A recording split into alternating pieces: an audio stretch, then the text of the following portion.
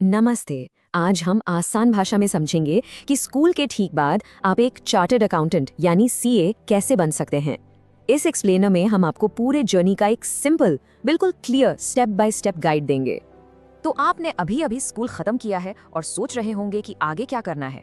अगर आप एक चार्टर्ड अकाउंटेंट बनने के बारे में सोच रहे हैं तो आप बिल्कुल सही जगह पर आए हैं। चलिए देखते हैं कि आप ये सफर कैसे शुरू कर सकते हैं। ठीक है, तो चलिए शुरू करते हैं। सबसे पहले ये समझते हैं कि एक चार्टर्ड अकाउंटेंट आखिर होता कौन है और फाइनेंस की दुनिया में उनका रोल इतना इम्पोर्टेंट क्यों है। एक चार्टर्ड अकाउंटेंट यानी सीए फाइनेंस से जुड़ी हर चीज का प्रोफेशनल एक्सपर्ट होता है। इंडिया में इस प्रेस्टिजियस क्वालिफिकेशन को institute of chartered accountants of India यानी ICAI गवर्न करती है।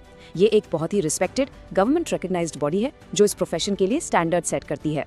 देखिए, सीएस बहुत सारे इंपॉर्टेंट काम करते हैं, जैसे अकाउंट्स मैनेज करना, टैक्स प्लानिंग करना, कंपनीज के फाइनेंसेस को ऑडिट करना और बिजनेसेस को जरूरी सलाह देना। ये सिर्फ एक जॉब नहीं है, ये एक प्रोफेशनल आइडेंटिटी है जो आपको fantastic long term career security और ग्रोथ देती है। अब बात करते हैं स्टार्टिंग पॉइंट की, यानी एलिजिबिलिटी की।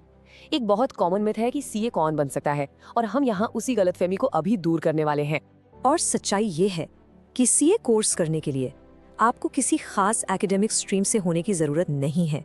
जी हाँ, आपने बिल्कुल सही सुना। आपने कॉमर्स पढ़ा हो, साइंस या आर्ट्स, आप सीए बनने के लिए एलिजिबल हैं।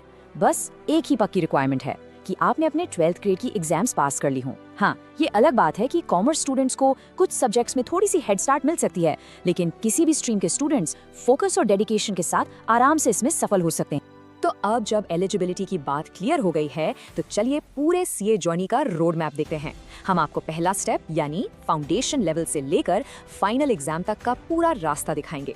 ये पूरा सफर 4 क्लियर स्टेजेस में बटा हुआ है। सबसे पहले आपको सीए फाउंडेशन एग्जाम क्लियर करना होगा। जब वो हो जाता है तो आप सीए इंटरमीडिएट लेवल पर आते हैं। तीसरा स्टेज है 2 साल की प्रैक्टिकल ट्रेनिंग, जिसे आर्टिकलशिप कहते हैं। और आखिर में आप सीए फाइनल एग्जाम पास करके ऑफिशियली अपनी क्वालिफिकेशन हासिल कर लेते हैं।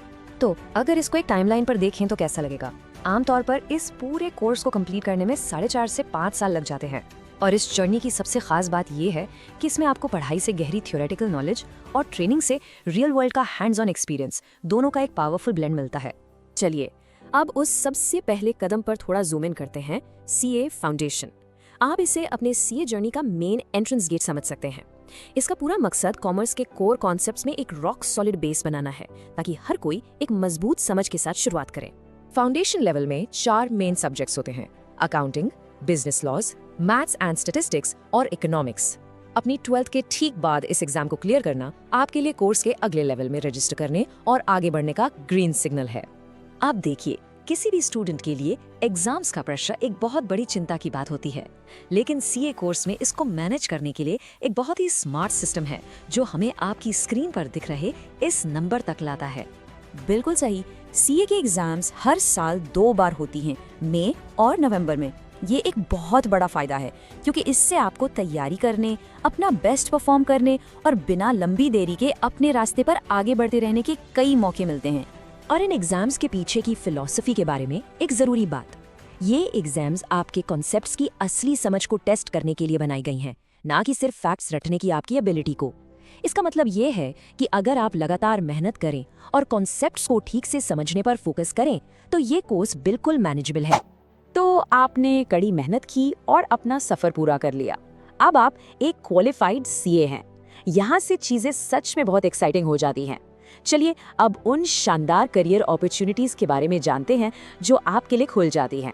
ये क्वालिफिकेशन बहुत वर्सेटाइल है। आप किसी टॉप कॉर्पोरेट फर्म या बड़े बैंक में काम कर सकते हैं, एक इंडिपेंडेंट टैक्स कंसल्टेंट बन सकते हैं या ऑडिटिंग में स्पेशलाइज कर सकते हैं। आप एक ट्रस्टेड फाइनेंशियल एडवाइजर भी बन सकते हैं, नए स्टार्टअप्स को गाइड कर सकते हैं या फिर एंटरप्रेन्योर बनकर अपनी खुद की सीए फर्म भी शुरू कर सकते हैं। सच में पॉसिबिलिटीज बहुत ज्यादा हैं। और शायद सबसे अच्छी बात यह है कि ये एक ऐसा करियर है जो आपके साथ ग्रो करता है। जैसे जैसे आपका एक्सपीरियंस बढ़ता है, आपकी एक्सपर्टीज और ज़्यादा वैल्यूबल हो जाती है, जिसका मतलब है कि समय के साथ आपकी इनकम और प्रोफेशनल रेपुटेशन दोनों ही काफ़ी बढ़ जाती है। इसी वजह से सीए बनना एक इतना सॉलिड लॉन्ग टर्म करियर माना जाता है। ठीक है, तो हमने क्या और कैसे की बात तो कर ली, लेकिन अब आते हैं सबसे ज़रूरी सवाल पर। हमने जो कुछ भी डिस्कस किया है, उसके बाद अब आपको खुद से ये पूछने की ज़रूरत है कि क्या यह सच में आपके लिए सही रास्ता है। तो एक पल के लिए रुकिए और अपनी स्किल्स, अपने इंटरेस्ट्स और लॉन्ग टर्म में आप क्या हासिल करना चाहते हैं इस पर आराम से सोचिए। क्या एक चार्टर्ड अकाउंटेंट का करियर सच में आपकी पर्सनालिटी और आपके गोल्स के साथ मैच करता है? ये करियर आपके लिए एक फैंटास्टिक फिट हो सकता है अगर आप एक ऐसे इंसान हैं जो कंसिस्टेंट और डिसिप्लिन है। अगर आपको बड़ी पिक्चर के बारे में सोचना और लॉन्ग टर्म प्लान्स बनाना पसंद है, अगर आपको फाइनेंस और बिजनेस में सच्ची दिलचस्पी है, और अगर आप एक ऐसे सफर के लिए तैयार हैं जो चैलेंजिंग तो है लेकिन बहुत ही रिवॉर्डिंग भी है। याद रखिए, एक सोचा समझा फैसला लेना किसी भी करियर पाथ पर आपका सबसे पावरफुल पहला कदम होता है। हम उम्मीद करते हैं कि इस एक्सप्लेनर ने आपको वो क्लैरिटी और कॉन्फिडेंस दिया है जिसकी आपको ये डिसाइड करने के लिए जरूरत है कि आपके लिए आगे क्या सही है। अब इसे एक थम्स अप दीजिए और ऐसे ही सिंपल और जेन्युइन करियर गाइडेंस के लिए MN कॉन्सेप्ट को सब्सक्राइब करिए। अब हम आपसे सुनना चाहेंगे, इसे देखने के बाद सीए जर्नी के बारे में ऐसी कौन सी एक चीज है जिसके बारे में आप अभी भी क्यूरियस हैं? हमें नीचे कमेंट्स में बताइए। देखने के लिए धन्यवाद।